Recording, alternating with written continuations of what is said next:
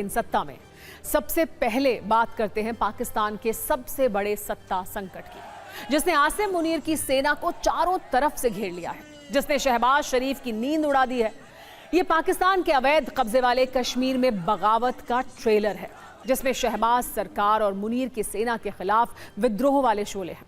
पाकिस्तान से आज़ादी वाली चिंगारियां हैं, मुनीर की सेना के अत्याचार के विरोध वाली आग है। आज आज़ादी मार्च के दौरान पीओके की आवाम सरकार और सेना के खिलाफ सड़कों पर है, जिसमें महिलाएं और बच्चे भी शामिल हैं। जिन बच्चों के हाथ में कॉपी कलम होती है वो नारेबाजी कर रहे हैं, अपना हक मांग रहे हैं। पीओके में आज ऐसा बवाल हुआ कि यहाँ की सड़कें वॉर जोन में बदल गईं। पहले लाठियां चली, फिर गोलियां बरसाई गईं। पीओके में ये आक्रोश पिछले 1.5 महीने से दिख रहा था, लेकिन आज 15 जुलाई को पूरा पीओके आज़ादी के नारों के साथ सड़कों पर आ गया। रावलाकोट से लेकर मुजफ्फराबाद तक पाकिस्तानी सेना और प्रदर्शनकारी आमने सामने आ गए। ये तस्वीरें देखिए, जिसमें पाकिस्तानी सैनिक प्रदर्शनकारियों पर फायरिंग कर रहे हैं। प्रदर्शनकारी किसी तरह फायरिंग से बचने की कोशिश कर रहे हैं, लेकिन सड़क से हटने को तैयार नहीं है। यानी गोलीबारी के बाद भी प्रदर्शनकारियों का हौसला नहीं टूटा। ये वीडियो रावलाकोट में प्रदर्शनकारियों के लॉन्ग मार्च का है, जिसमें हजारों की संख्या में लोग पहुंचे।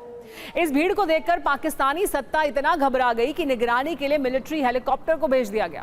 पूरी कहानी यही है कि पाकिस्तान के अवैध कब्जे वाले कश्मीर में विद्रोह आउट ऑफ कंट्रोल होता जा रहा है। आवामी एक्शन कमेटी ने लाखों लोगों को आज़ादी मार्च में बुलाकर चुनौती की नई चट्टान खड़ी कर दी है।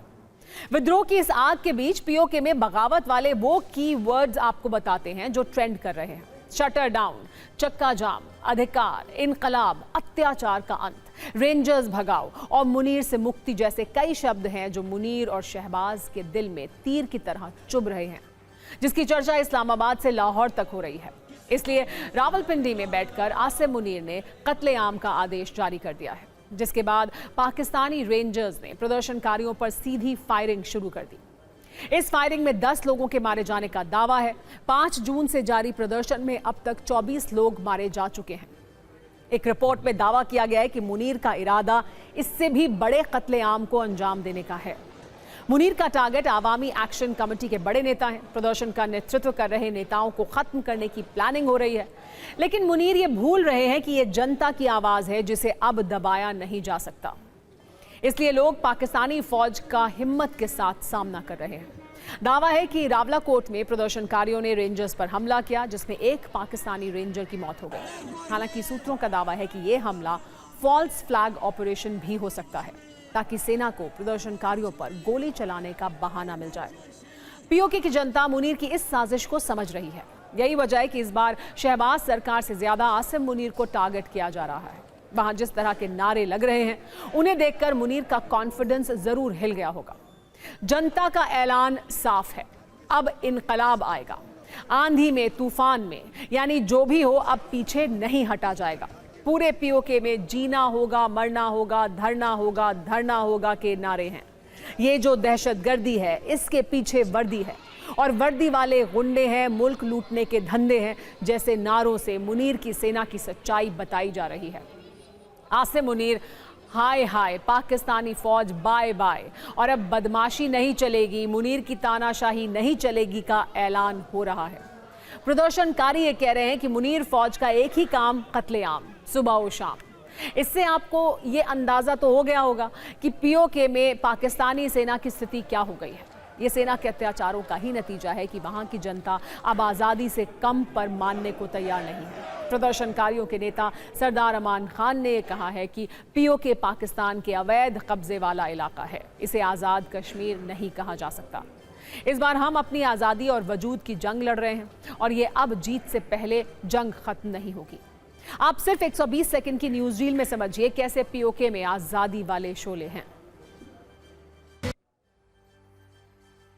इस हल्ला बोल से आसिम मुनीर इतने डरे हुए हैं कि पूरे पीओके को बंधक बनाने की कोशिश हो रही है। वहां धारा 144 लगाई गई है, किसी भी सभा या रैली पर रोक लगा दी गई है। पूरे पीओके में इंटरनेट बंद है, स्कूल कॉलेज भी बंद किए गए हैं। इसके अलावा आवाम को परेशान करने के लिए बिजली काट दी गई है। 20,000 रेंजर्स की तैनाती की गई है, लेकिन इतनी तैयारी के बाद भी मुनीर के लिए इस विद्रोह को दबाना आसान नहीं है। क्योंकि लड़ाई इस बार मुनीर वर्सेस पीओके की लेडीज ब्रिगेड की है। ये जंग इस बार मुनीर फौज वर्सेस हक मांग रहे बच्चों की है। और इस बार क्रूरता, कायरता और कत्लेआम का सामना हक और अधिकारों की लड़ाई से हो रहा है। यही वजह है कि हजारों की संख्या में महिलाएं और बच्चे भी सड़कों पर हैं। महिलाओं के साथ साथ इस बार पीओके के बच्चे भी मुनीर की फौज को ललकार रहे हैं और सड़कों पर ढाल बनकर खड़े हैं। ये बच्चे मुनीर की सेना के जुल्म के खिलाफ शांति और अमन की अपील कर रहे हैं। पाकिस्तान के लिए इस वक्त 2 मोर्चों पर बड़ी मुसीबत है। बलूचिस्तान ने अपनी आज़ादी की घोषणा कर दी, वहां से पाकिस्तानी फौज का कंट्रोल खत्म हो रहा है। अब पीओके में बवाल हो गया। इस डबल मुसीबत के दौर में पाकिस्तान को अफगानिस्तान से भी निपटना है और भारत से भी टक्कर लेनी है। इसके बीच में ईरान, अमेरिका की मध्यस्थता भी करनी है। यानी पाकिस्तान के हुक्मरानों के लिए भविष्य का रास्ता बहुत व्यस्त और मुश्किल भरा लग रहा है। इसकी वजह यही है कि पाकिस्तान की सत्ता और सेना ने आवाम की भलाई की बजाय अपने ऐशो आराम और आतंक प्रेमी पॉलिसी को प्राथमिकता दी। सत्ता में अब बात करते हैं राम मंदिर चढ़ावा चोरी में नए एपिसोड की, जिसे सोशल मीडिया से सड़क तक मजाक वाला एपिसोड कहा जा रहा है। इसकी वजह है यूपी के विधानसभा अध्यक्ष सतीश महाना का एक बयान, जिस पर अति गंभीर राजनीति शुरू हो गई है। सीधे सरकार की मंशा पर सवाल उठाए जा रहे हैं। वैसे तो इस पूरे प्रकरण के हर एपिसोड में मंदिर प्रशासन और सरकार सवालों के घेरे में है, लेकिन इस बार मामला इतना बढ़ गया कि कुछ ही घंटे में सफाई भी देनी पड़ी, संदर्भ वाली दलीलें भी देनी पड़ी। इसकी पूरी कहानी हम आपको बताएंगे। पहले सतीश महाना का वो वायरल बयान देखिए, जिस पर सियासी चिंगारियां इस वक्त भड़क रही हैं।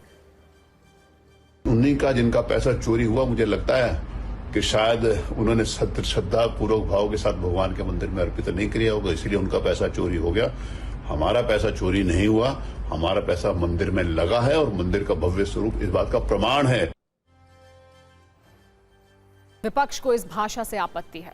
उसके मुताबिक ये करोड़ों राम भक्तों को अपमानित करने वाला बयान है।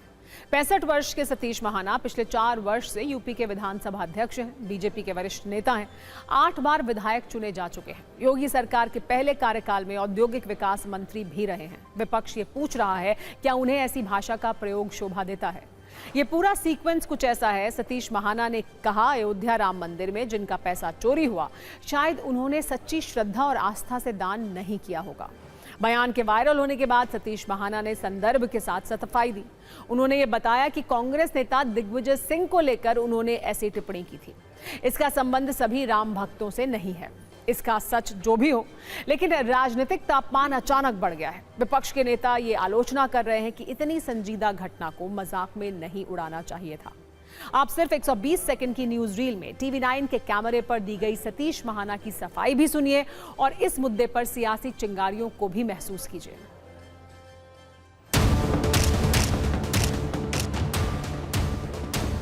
मैंने इसमें दिग्विजय सिंह के बयान जी के ऊपर ही कहा था कि आप भी होंगे और बहुत सारे ऐसे लोग होंगे जो विभिन्न भगवान के तीर्थ स्थानों पर जाते होंगे और श्रद्धा पूर्वक भगवान के द्वारा दिया गया भगवान के चरणों में अपनी श्रद्धा के हिसाब से चढ़ाते होंगे। तो कोई जाके उनसे पैसा हिसाब मांग रहा है, वापस मांग रहा है क्या? मेरा मन, मेरी आत्मा ये कहती है कि भगवान का दिया हुआ भगवान के चरणों में लगा है और वो दिख रहा है। लेकिन अगर ये कहना कि पूरे राम जन्मभूमि के साथ जो लोग लगे थे सब डिसऑनेस्ट हैं, ये बात तो मैं स्वीकार करने के लिए तैयार नहीं हूँ। जब से आप विधानसभा अध्यक्ष बने हैं, कितनी बार रिनोवेशन कराया है आपने विधानसभा के अंदर का? कहीं उसमें भी चंदे का, चढ़ावे का, कोई कट का कोई मामला तो नहीं शामिल है? जितने लोग अपने घर के पर्दे नहीं बदलते, उतनी बार आप विधानसभा का लेआउट चेंज कर चुके हैं और आप चंदा चोरी पर और चढ़ावा चोरी पर ज्ञान दे रहे हैं। हम पूछते हैं जो चंदा न दे, लेकिन जो चंदा दिया हुआ रखा है उसमें चोरी हो तो क्या चंदा न देने वाला नहीं बोल सकता है? प्रभु श्री राम इनसे नाराज है, इनको ले डूबेगा, क्योंकि चोरी कहीं बाहर का आदमी नहीं किया। अगर बाहर के चोर आए होते, इन्हीं के लोगों ने चोरी किया, इसके माने है कि ये लोग चोरी में बहुत बड़े हिस्सेदार रहे। तब भगवान ने ये तय किया कि ये गुड इंटेंशन से नहीं तो बैड इंटेंशन के साथ उसको चोरी करा दिया। मतलब मैं सिर्फ इतने कह सकता हूँ, बहुत अच्छे आदमी हैं, लेकिन ये बयान गलत। देश में मॉनसून की बारिश भले ही कम हो, लेकिन संसद के मॉनसून सत्र से पहले राजनीतिक घटनाओं की बारिश तेज हो गई है। ये बारिश इतनी तेज है कि आने वाले दिनों में कई राजनीतिक दलों का मेकअप पूरी तरह धुलने की संभावना है।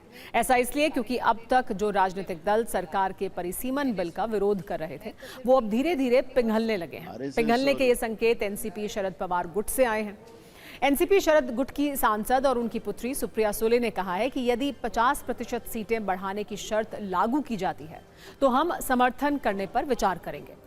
सुप्रिया सुले का यह बयान सत्ता पक्ष को तो पसंद आ रहा है, लेकिन सुप्रिया सुले के विपक्षी साथी इससे खुश नहीं हैं। कांग्रेस नेता नाना पटोले ने कहा है कि विपक्षी पार्टियों को इसका समर्थन नहीं करना चाहिए, जबकि शिवसेना यूबीटी भी इससे खुश नहीं है। हालांकि एकनाथ शिंदे सुप्रिया सुले के फैसले की तारीफ कर रहे हैं। वो ये कह रहे हैं कि जो दल इसका विरोध करेंगे उनकी हालत टीएमसी जैसी होने वाली है।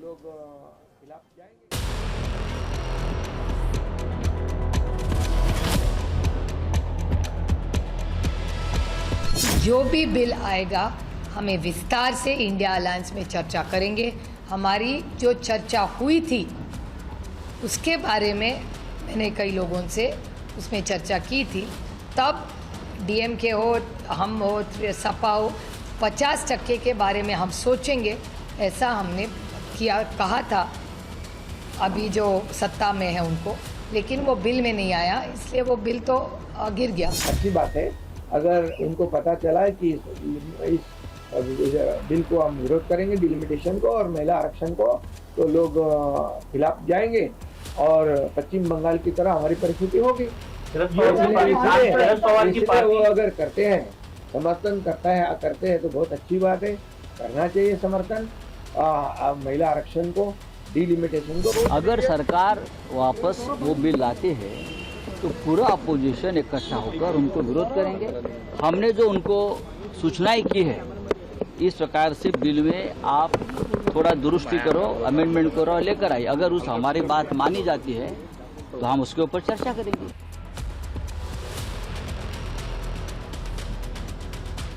कोई भी हालत में ये बिल पारित करने के लिए डिलिमिटेशन का उसकी पूरी कोशिश बीजेपी कर रही है, इसमें कोई दो मत नहीं है।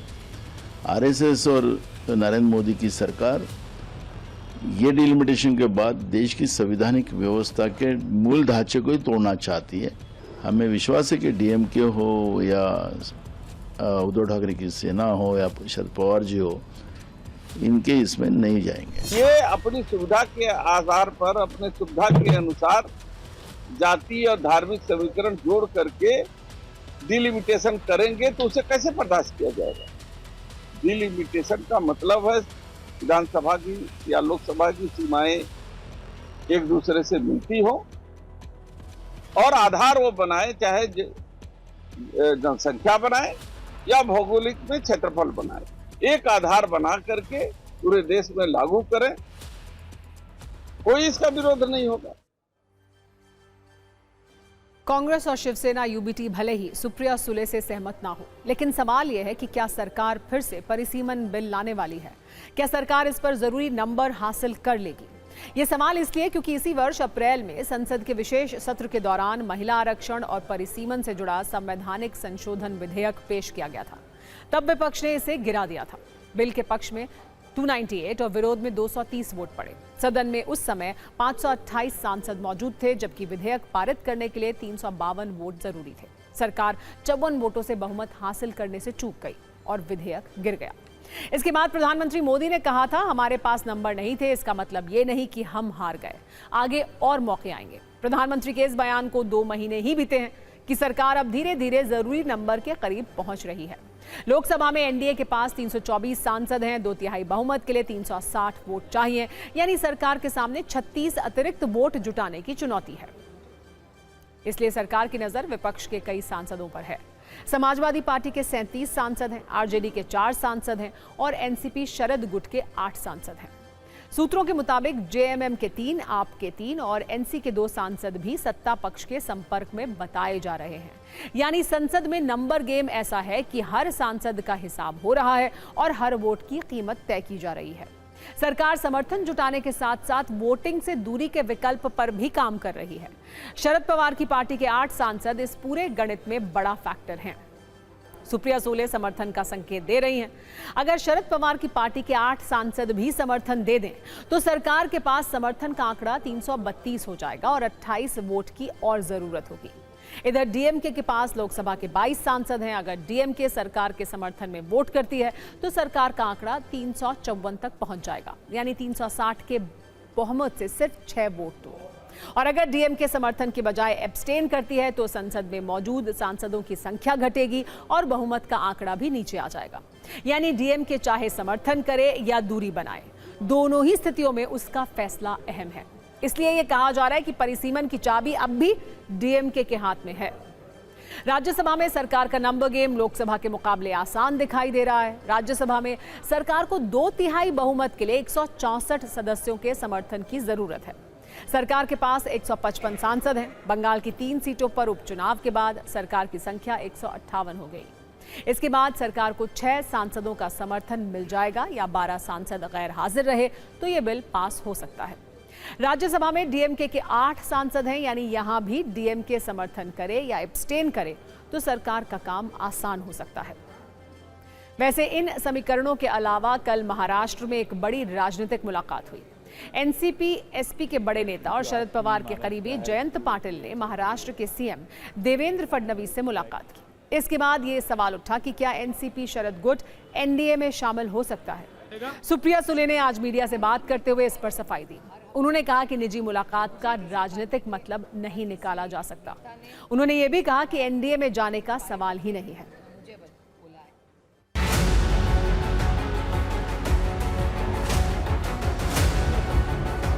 जयंत पाटिल जी हमारे पार्टी के बहुत वरिष्ठ नेता है। कल वो ऑफिशियली टाइम लेके माननीय मुख्यमंत्री जी को मिलने गए थे। ओपनली गए गाड़ी से और फ्रंट डोर से गए, फ्रंट डोर से वापस आए। एक बाकी माननीय मुख्यमंत्री जी के घर के ऑफिस में और कौन था, इसका जवाब मैं कैसे दे सकती हूँ। इसका जवाब सिर्फ माननीय मुख्यमंत्री जी से, उनका घर है, वो जिसको बुलाए ना बुलाए हमको कैसे पता हो। जयंत राव पाटिल कल रात को सीएम साहब से मिले हैं, वो अलग विषय है। उनका जो चुनाव क्षेत्र से एक जो नगराध्यक्ष है पब्लिक इलेक्टेड, उनको वहाँ के कलेक्टर ने डिस्क्वालीफाई किया है गैर कानूनी तरीके से। उस बारे में अपनी बात लेकर जयंत राव पाटिल कल रात को सीएम साहब से मिले हैं, ये मेरी जानकारी है और कुछ नहीं। Our party is intact. We all are working under Mr. Sharad Pawar's leadership and we are very much together. सरकार मॉनसून सत्र में परिसीमन बिल को पास कराना चाहती है। इसके लिए आंकड़ों पर काम जारी है। सूत्रों के मुताबिक सरकार कई छोटे दलों से बैक चैनल से बात कर रही है। इसमें शरद पवार की पार्टी से लेकर जेएमएम, एनसी, डीएमके जैसी पार्टियां भी हैं। इसको लेकर लगातार बैकडोर मीटिंग्स भी हो रही हैं, जिससे जरूरी आंकड़े हासिल किए जा सकें। ममता बनर्जी को एक और झटका लगा है। उनके बेहद करीबी और विधायक मदन मित्रा ने आज टीएमसी को टाटा बाय बाय कह दिया और वो ऋतुव्रत बैनर्जी के नेतृत्व वाले बागी गुट में शामिल हो गए हैं। हालांकि उन्होंने विधायक पद नहीं छोड़ा है। मदन मित्रा के तृणमूल कांग्रेस के बागी गुट में शामिल होने का फैसला एक ऐसे समय में आया है जब ईडी ने मदन मित्रा की पत्नी और उनके 2 बेटों को मनी लॉन्ड्रिंग के मामले में नोटिस भेजा था। मनी लॉन्ड्रिंग का ये मामला म्यूनिसिपल भर्ती घोटाले से जुड़ा हुआ है। खास बात यह है कि कुछ दिनों तक ममता बनर्जी का साथ देने वाले मदन मित्रा ने आज उन पर जमकर हमला किया। उन्होंने कहा कि पार्टी डूब रही है, टीएमसी सिर्फ अभिषेक को बचाने में लगी हुई है।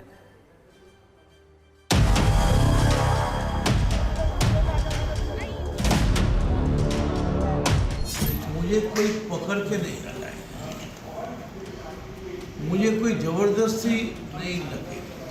पार्टी डूब जा रहा है, नाव डूब गया है, करोड़ों आदमी मर रहे हैं, फिर भी एक आदमी के लिए पार्टी ये मान नहीं पड़ा कि नहीं, सबको मरने दीजिए लेकिन अभिषेक को बचाना। इंडिविजुअल कल्ट के खिलाफ, तानाशाही के खिलाफ, फैसिस्ट रुझान के खिलाफ, जो जामूरियत का पक्ष में जो लोग हैं, जो कलेक्टिव का बात कर रहे हैं, ये लड़ाई ताकतवर हो रहा है। आज मदनदा आए हैं, कलेक्टिव का लड़ाई मजबूत जरूर होगा। It's not a surprise because yesterday his wife, his daughters-in-law and his sons were summoned by the ED. So he has gone on the summons of the ED. See, sometimes when you invite me, I go on your invitation. He has gone on the invitation of the ED. So we should understand that the person who was standing day before yesterday and abusing the Ritobroto gang, today is going there and sitting next to Ritobroto. This has been done on the special invitation of the ED. Trinamool अपने आप खत्म हो गए हैं, party है नहीं, अलग अलग से पार्ट हो चुका है. अभी कौन किसके खुद बचने के लिए कौन किसके साथ किसके पास है वो लोग समझे. या इच्छे करू. The persons, those who are MLA, MP, whatever they like, feel better, they let them do it.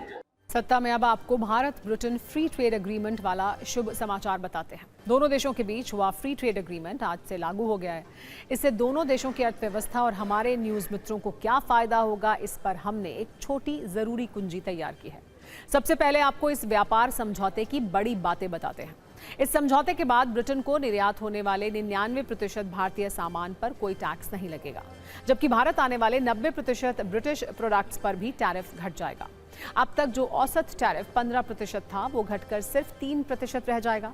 समझौते के तहत अगले 10 वर्षों में 85% सामान पूरी तरह टैरिफ फ्री हो जाएगा. इससे 2030 तक भारत ब्रिटेन का द्विपक्षीय व्यापार दोगुना होने की संभावना है. यानी भारत के लिए इस समझौते का फायदा ही फायदा है, फिर चाहे आप मैन्युफैक्चरर हो, व्यापारी हो या फिर आम उपभोक्ता. समझौते वाला ये शुभ समाचार सभी के लिए है, क्योंकि समझौता लागू होने के बाद कई सामान सस्ते हो जाएंगे और आपकी जेब का बोझ भी कम होगा. समझौते के तहत यूके से आयात होने वाली स्कॉच विस्की और जिन पर टैरिफ 150% से घटकर 75% हो जाएगा. बाद में समझौते के 10वें साल तक इसे घटाकर 40% कर दिया जाएगा. यानी एक हिसाब से 5,000 रुपए की स्कॉच बॉटल 3,500 रुपए में मिलेगी. फायदा उन लोगों का भी होगा जिन्हें लग्जरी कारों का शौक है. ब्रिटेन से आयात होने वाली लग्जरी कारों पर आयात शुल्क कम किया जाएगा. हालांकि ये सुविधा तय वार्षिक कोटे के तहत मिलेगी. इससे Jaguar, land rover, Rolls Royce, Aston Martin, Bentley और मिनी कूपर जैसी कंपनियों की कारें भारत में सस्ती हो सकती हैं. अगर आपको ब्रिटिश फैशन पसंद है तो भी आपके लिए अच्छी खबर है. ब्रांडेड कपड़ों पर शुल्क कम होने से प्रीमियम जैकेट, सूट और दूसरे कपड़ों की कीमतें कम होने की उम्मीद है. अब मिठास की बात कर लेते हैं. ब्रिटेन से आने वाली प्रीमियम चॉकलेट और बिस्किट पर भी इंपोर्ट ड्यूटी कम होगी, यानी इसके दाम भी कम हो सकते हैं. ब्यूटी और पर्सनल केयर प्रोडक्ट्स खरीदने वालों को भी फायदा होगा. ब्रिटेन से आने वाले स्किन केयर प्रोडक्ट्स, कॉस्मेटिक्स और परफ्यूम की कीमत में कमी आने की उम्मीद है. अगर आप प्रीमियम इलेक्ट्रॉनिक गैजेट्स पसंद करते हैं तो ब्रिटेन से आने वाले कुछ ऑडियो गैजेट्स और प्रीमियम इलेक्ट्रॉनिक एक्सेसरीज भी पहले से कम कीमत पर आपको मिल सकती हैं. FTA यानी कि फ्री ट्रेड एग्रीमेंट भारत और ब्रिटेन दोनों देशों की अर्थव्यवस्था के लिए कई तरह से फायदे का सौदा है. इससे दोनों देशों का व्यापार रॉकेट की रफ्तार से बढ़ सकता है. अभी भारत यूके का वार्षिक व्यापार करीब $60 बिलियन का है. समझौते के तहत इसे 2030 तक दोगुना यानी $120 बिलियन तक पहुंचाने का लक्ष्य है. टैरिफ कम होने से भारतीय उत्पादों को ब्रिटेन में एक बड़ा बाजार मिल जाएगा. अब तक भारतीय कपड़ों पर 8 से 12% तक टैक्स लगता था, वो अब पूरी तरह खत्म हो जाएगा. इससे भारतीय उत्पाद बांग्लादेश और वियतनाम जैसे देशों के मुकाबले सस्ते और हो जाएंगे, जिससे टेक्सटाइल सेक्टर में अगले 3 वर्षों में 40% तक की ग्रोथ हो सकती है. ये फायदा छोटे उद्योगों और लग्जरी ब्रांड दोनों को होगा. इसके अलावा भारतीय फार्मा कंपनियों को यूके में जेनेरिक दवाइयों के लिए आसान रजिस्ट्रेशन प्रोसेस मिलेगा. भारतीय दवाओं को अप्रूवल भी जल्दी मिलेगा. यूके में भारतीय एग्रोकेमिकल्स और स्पेशल केमिकल्स पर भी टैरिफ कम होगा, जिससे 2030 तक भारत का केमिकल निर्यात दोगुना करने का लक्ष्य है. वाणिज्य मंत्री पीयूष गोयल ने FTA को भारत ब्रिटेन संबंधों में एक अहम पड़ाव करार देते हुए इस डील को आर्थिक कूटनीति की एक बड़ी जीत बताया है. इस समझौते से अलग अलग स्टेक होल्डर्स को क्या उम्मीदें हैं, ये न्यूज रील देखिए.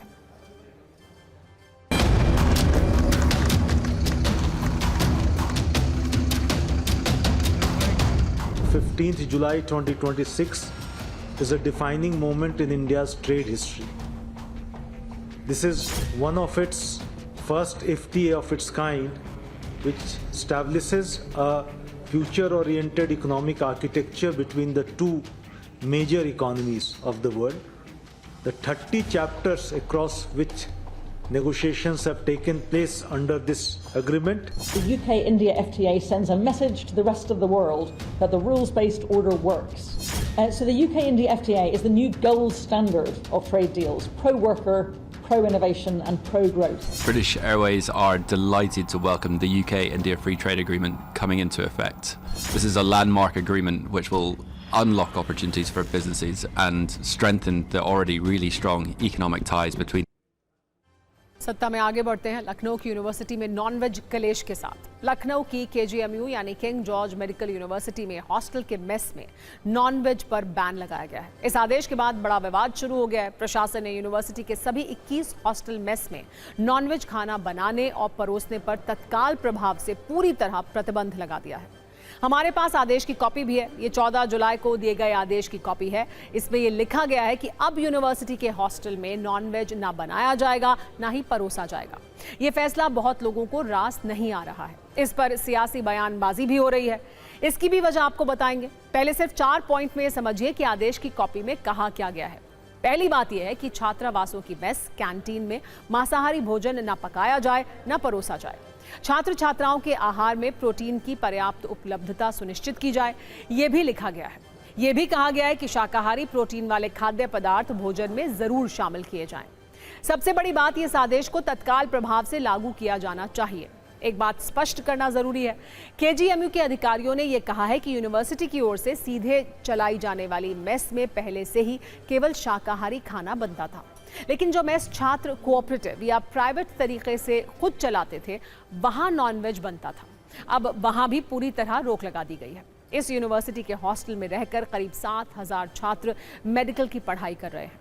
अब आपको ये बताते हैं कि इस आदेश के संकेत कब से मिलने शुरू हो गए थे। यूपी की राज्यपाल आनंदीबेन पटेल हाल में ही इसको लेकर उन्होंने चिंता जताई थी। दीक्षांत समारोह में अपने भाषण के दौरान राज्यपाल ने नॉनवेज खाना और हाइजीन पर सवाल उठाए थे, जिसके कुछ ही दिनों के बाद यह आदेश दिया गया। अब विपक्ष इस फैसले को तानाशाही भरा बता रहा है। सिर्फ 20 सेकंड में आप भी जानिए कैसे इस पर राजनीति भी हो रही है। एक पक्ष का कहना है कि ये यूनिवर्सिटी का अधिकार है, जबकि विपक्ष इसे संविधान का उल्लंघन बता रहा है। सरकार की तरफ से ये कहा गया है कि शिक्षण संस्थानों की अपनी नीतियां होती हैं, इसका विरोध नहीं करना चाहिए, जबकि विपक्ष और कुछ मुस्लिम धर्मगुरु इसे तानाशाही का फरमान बता रहे हैं। यूनिवर्सिटी की ओर से कहा गया है कि यूनिवर्सिटी में ज्यादातर छात्रों की खान पान संबंधी पसंद का ध्यान रखा जाता है। विरोध में ये कहा जा रहा है कि अब सरकार बताएगी क्या खाना है क्या नहीं खाना है। प्रशासन का एक तर्क यह भी है कि गर्मी की वजह से नॉनवेज की हाइजीन मेंटेन करना मुश्किल है। इसके जवाब में दूसरे पक्ष की ओर से कहा जा रहा है कि मेडिकल नजरिए से मांसाहारी भोजन सेहत के लिए फायदेमंद होता है। एक यूनिवर्सिटी में कैसे मांसाहार भोजन विवाद का बड़ा विषय बन गया है, देखिए।